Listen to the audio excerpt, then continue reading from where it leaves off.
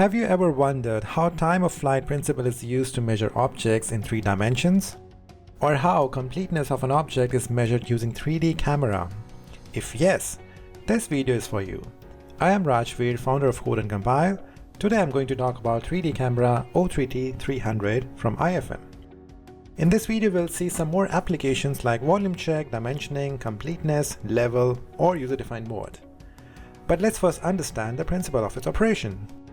IFM camera works on the operation of time of flight principle, which means time taken by a flight of a signal.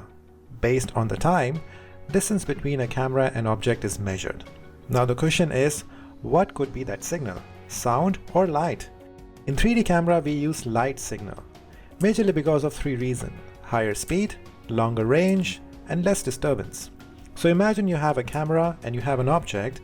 The camera will hit the object with a photon or a light signal, and then the signal will reflect back to the camera.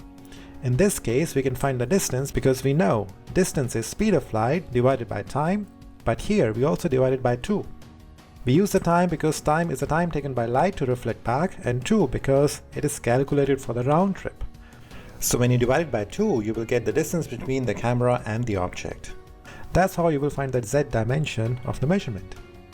Now there are some benefits of using 3D camera. The first one is it can operate even in darkness because it has its own light source. Secondly, using some parameters of the software, the sensor can be adjusted for different packaging size or for different applications. So let's understand how to initialize the camera. So first of all, you have to connect the camera with 24 VDC. So this camera operates on 24 voltage DC signal. And then you have to connect the camera using Ethernet cable to your computer. In this case, when you're installing the camera, we have to install the camera in such a way to avoid light signals to hit adjacent wall or other objects as shown. Now after the camera is installed and it is connected to the power or the computer, we have to start the software which is provided by IFM.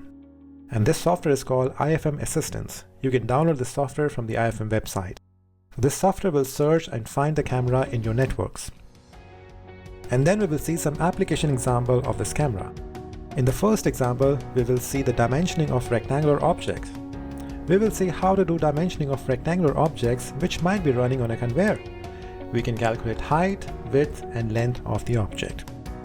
In the second example, we will see completeness of the container. We can find which segment of container has a missing object. In the third example, we will see volume check. We can check completeness of tray which might be carrying solid objects. In this case, non-existing or too many existing objects can be detected. In this example, we can measure the level of non-transparent fluid. So based on the level, we can trigger the output from the camera.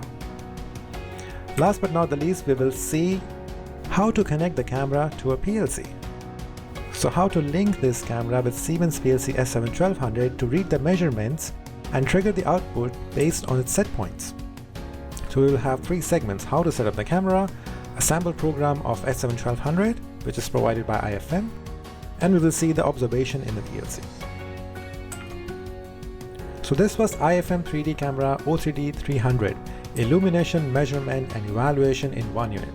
Thank you for watching and stay tuned for more videos.